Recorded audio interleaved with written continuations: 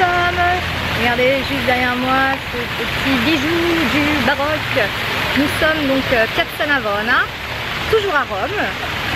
Et je vous ai emmené aujourd'hui sur donc la place Navone qui a été construite sur l'ancien stade Domitien qui date du 1er siècle. Et juste derrière moi, vous avez la fontaine des 4 grands fleuves qui a été réalisée par ce génie qu'on appelle Le Bernin, qui a révolutionné le baroque et je dirais même qui a créé le baroque. Juste à côté, juste en face, vous avez, je ne sais pas si vous voyez bien, Santa Agone in Agnese, réalisé par Borromini. Il faut savoir qu'à l'époque, Borromini et Le Bernin étaient les deux plus grands artistes, les deux artistes majeurs, et surtout ces deux concurrents. Donc vous avez beaucoup de guides touristiques qui vont vous dire que, pour anecdote, hein, que si le Rio de la Plata, qui se trouve juste ici, c'est un chinois, c'est dernier, qui se trouve juste ici, donne l'impression d'avoir peur que l'église lui tombe dessus en fait. Et derrière, vous avez le Nil, alors tout le tour.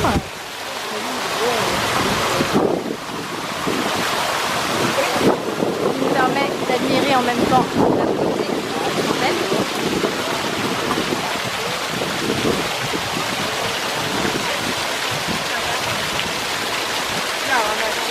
Vous avez en fait les 4 fleuves qui sont représentés et qui sont l'allégorie des 4 continents de l'époque.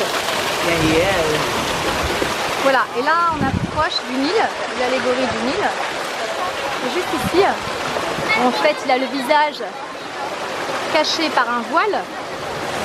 Et en fait c'est pas parce qu'il n'aimait pas l'église qui était juste en face de Borromini, c'est simplement qu'à l'époque on ne connaissait pas encore la source du Nil. Je laisse admirer cette fontaine au décor à la fois qui évoque la faune, la flore. Vous avez un lion ici, vous avez un plat de l'autre côté. Et vous avez également par ici les crocodiles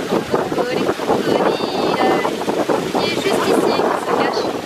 Et ce qui fait la magie de la fontaine des 4 fleuves, c'est son eau qui comme par magie sort de nulle part. Cet obélisque, en lévitation. Au milieu, en fait, il y a beaucoup de courbes, de déliés, de creux, de blancs. Et vous voyez, il est comme une lévitation ici. Et moi, je suis pas transparente, donc je sais parce que je crois que je suis en train de faire une photo. Voilà.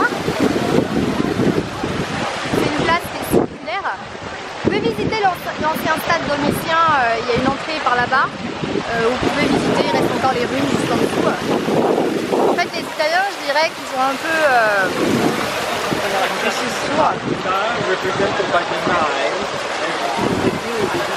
Voilà. En fait, j'ai envie de vous dire que quelque part, les Italiens ont été les inventeurs du homestaging avant l'heure. Ils ont su créer du neuf avec du vieux. Construire la place Navone et les fontaines sur l'ancien stade Domitien. Ils sont malins ces Italiens, ils sont malins. On va continuer la visite, qui va bientôt s'achever. Donc ici en fait vous avez 3 fontaines. La fontaine des morts, la fontaine de Neptune et la fontaine des 4 fleuves. Et des policiers qui sont toujours charmants à filmer, on va pas se priver. Ici, place Navone, je dirais par rapport à Paris que c'est un peu l'équivalent de la place du Tertre. Alors c'est vrai que souvent je vous emmène en journée pour visiter les endroits, les monuments, les places, les quartiers. Ici c'est très animé le soir, vous avez des gens qui font de la musique, vous avez donc les peintres, les artistes, les croqueurs. Tout le monde se donne rendez-vous ici, en fait il y a plusieurs places d'ailleurs à Rome où les gens se donnent rendez-vous. Moi ici personnellement c'est ma place préférée. J'ai commencé à aimer... J'ai commencé à aimer Rome par, en bonne romantique que j'étais, par la romantique. Donc tout ce qui était le Colisée, Piazza Venezia, toutes ces choses-là.